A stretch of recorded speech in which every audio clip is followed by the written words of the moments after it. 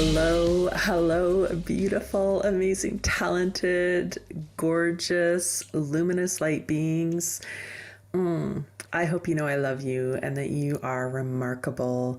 This is Katherine, your host of the My Dead Dragon podcast, and I'm coming in to you with episode 33, which of course is me. I am the guest, and I'm excited to have this time together, and I wanted to share a couple things that have really been kind of dropping in for me lately. And there's this theme, right? And this is how it works: is that we kind of become attuned to certain information, and then we start to see like evidence, we start to see examples, we start to get messages that really resonate and really kind of align with that. And to be able to kind of do that, we need to notice it, right? So high five on noticing what's going on for you, noticing what's showing up in your life. And what I want to talk to you about today is the idea of being the one.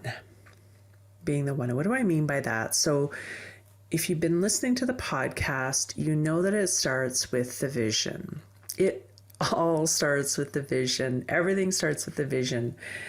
And really that vision is tuning into what is it that you would authentically love for your life. Not what have you done up until this point. Not what does your family think. Not what does society say, or your bank account, or your education, or your past, or your experiences. None of that matters in this brand new baby moment. And of course, we're not denying that those are some elements and maybe we have some facts about our life. But what we're doing is we are saying, I am no longer letting those things or experiences or people define how I am choosing to show up for my life and myself. And so we start by really tuning in to what would I love for this one wild and precious life that I'm aware of. What would I really, really love to create? And we give ourselves permission to dream and to really access our mental faculty of imagination. And we all have an imagination, and so many of us use it more to terrorize and punish ourselves, thinking about what could go wrong. What if I fail? What about that thing that happened before? What might happen there? And we don't actually use it to our advantage. And so we're taking control of our imagination. We're working with the question, what would I love? What would I love?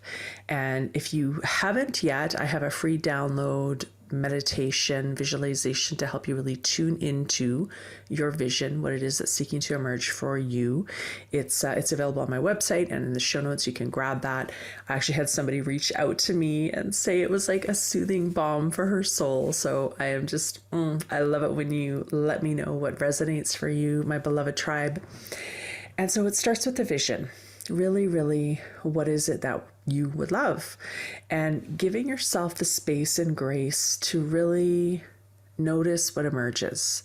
Because sometimes, and for a lot of us, we've had a lot of practice ignoring that part. And I know for myself, like early in my journey, probably in like my teens and 20s, if somebody had asked me that question, I would honestly have had no idea what they meant. What I knew at that point in time in my journey was that what was currently happening was making me miserable. And I knew that what was going on was so painful, I didn't want it, but I had no idea what it is that I wanted to create. So we hold the question and we work with the question, and we just give ourselves space to really see what emerges. Right? We practice, we're experimenting. And as things emerge, we might try them on imaginally and really, kind of allow ourselves to think like, oh, what would that be like to live that life, or to have that experience, or to have that outcome? And as we do that, we get feedback about, oh, okay, well, that's not quite it. Or, I really do like that, or I want a little bit more of that, a little bit less of that. So we give ourselves permission to experiment, to play with it, to really like lean into it, to hold the question. And then of course we make a decision. we make a decision for ourselves that we are going to take a tiny step. And what I really want to talk about today is being the one, and the power of and the necessity of continuing to make those decisions, right? So it's not like we wake up one day, we make a decision, and boom, we flipped a switch and it's all good. No, it's a process. And so we make the decision again and again and again and again. And we notice, we start to use our tool of noticing what we're noticing. We've created the vision. We've really invested some time and energy in fully imagining that for ourselves, in giving ourselves permission to try on that possible future, to try on that possible life. We're curious about, how does that woman think? How does she show up? What does she feel? What decisions does she make? What actions does she take? What does she say to herself? How does she interact with her beloved, her family, her children, her coworkers? How does she nourish her body? What messages does she tell herself? What music does she listen to? What does she think about while she's doing the dishes? So we're really, really curious about that. We've invested energy in building some sufficiency, some familiarity with that. And then the decision is to continue to show up as her now. And that's really part of the rigor of this work of transformation, right? Because we kind of build this vision, and then maybe the conditions and circumstances of our life want to pull us back to the familiar. And maybe we got voices in our head that are saying, like, well, who do you think you are? That's malarkey. That's like a pipe dream. Come on, really? Is that really realistic? So we notice those, and we decide again and again and again to continue to show up as her now. And so it's really, it's not just one thing. And when we're on this journey and we look back, what we see is that it wasn't a moment. Maybe there was like a moment, but it's the compound effect of all of the tiny micro decisions, the micro choices, the micro moments. They compound over time until one day we wake up and we're like, oh my gosh, I am her. I am her. And so in each of those moments, sometimes we feel like it's not big enough, or we feel like it's not okay to celebrate ourselves or to really acknowledge the small things that we do, right? Some days it's getting out of bed. Some days you've taken a major step. Some days it's choosing to kind of show up differently with your family. Some days it's closing a deal. It's, going back to school. It's quitting that soul-sucking job. But it's all of those little baby micro steps along the way that lead up to those moments. And so we're learning to notice, and this is also part of the rigor, is to notice those little teeny tiny baby steps, those micro moments, those micro decisions, because they are building energy and evidence. And so we notice those, we choose to focus our attention on those, we celebrate ourselves, we acknowledge ourselves when we do that, because each of those times is evidence of us showing up as her. And it's the compound effect of noticing and claiming them. So my invitation to you is to notice, and maybe in a full day, you've got like 30 seconds where you showed up as the woman in your vision. Notice that and claim it. Claim it for yourself that I am this woman. I am this person. And when we start to claim it, when we start to really focus our attention on it, it changes the course of our lives. And the more that we claim it, the more that we direct our mind, because our mind is a tool. And we can direct it. The more that we direct our mind to claim and own those times where we show up as her, we create greater and greater certainty that this is who we are. And that certainty creates magnetism. And that magnetism then is what starts to move the molecules around your life. So we are claiming it, we're focusing on it. And when we do that, we're creating some energetic sufficiency. And it's the decision again and again and again and again to notice, to claim, and to show up. Because you are the only one who can do this for your life. You are the one. You are the one who is coming to save you. You are the one. And so taking a breath now, taking a nice breath, if you're somewhere, somewhere where it's safe to do so, closing your eyes, putting your hand on your heart, sitting up straight, standing up tall. I am the one. I am the one. I am the one. And claiming that for yourself. Because you are done waiting for life to give you permission to shine your light. And here's the thing, no one can give you that permission. You have to give it to yourself.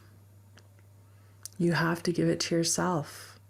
And you are worth it. You are worth it. So, I am the one.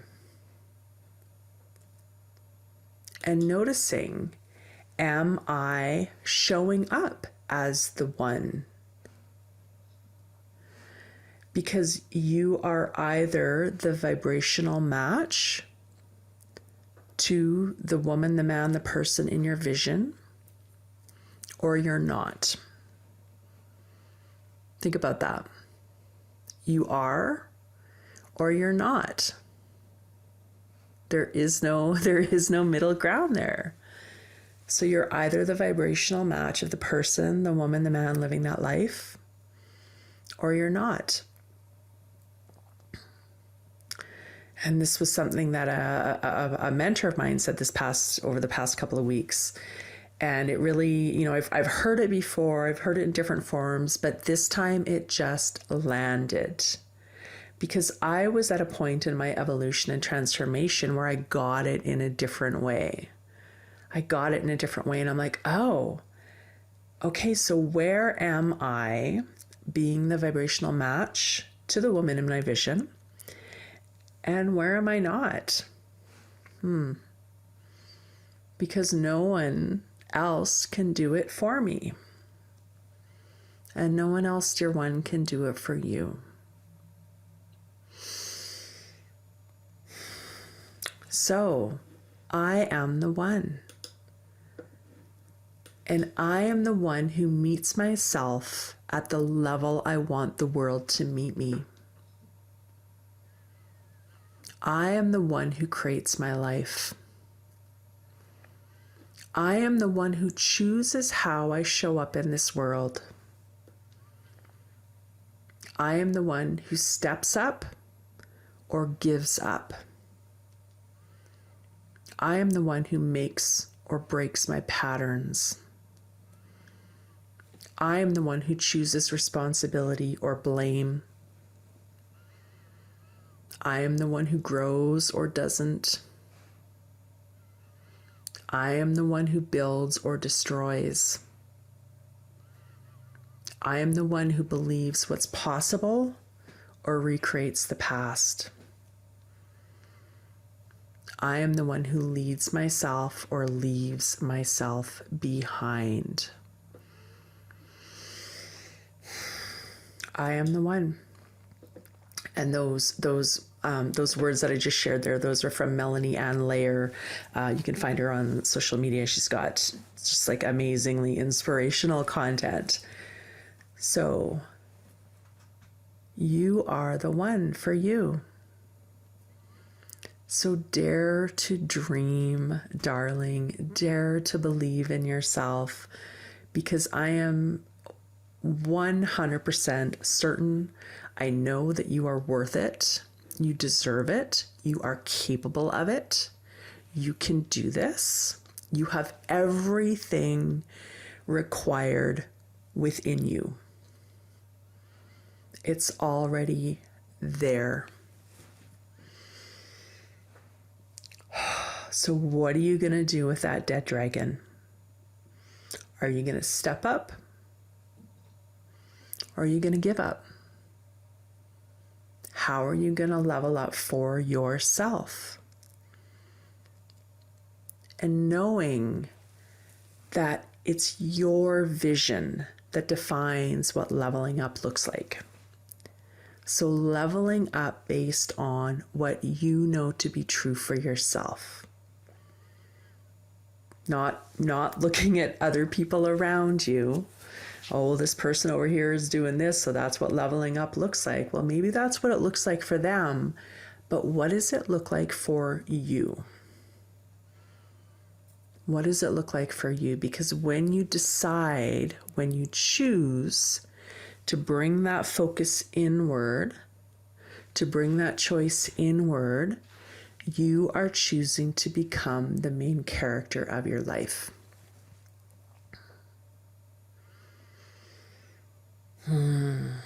So, what would you love? What would you really, really love? And what would your life look like if you really dared to dream? What would it look like if you really chose to show up for yourself in whatever that looks like? Because you're worth it. You deserve it. You're capable of it. And the world needs you to show up. The world needs you to show up exactly as you are. You are part of the very fabric of the universe. And without you, the picture is incomplete. So how are you going to show up? So as always, dear one, it is my profound honor to spend this time with you and know that I believe in you. I believe in you, and I know that you can do this. I know that you're worthy. And that you deserve and are capable of living a life that you absolutely love.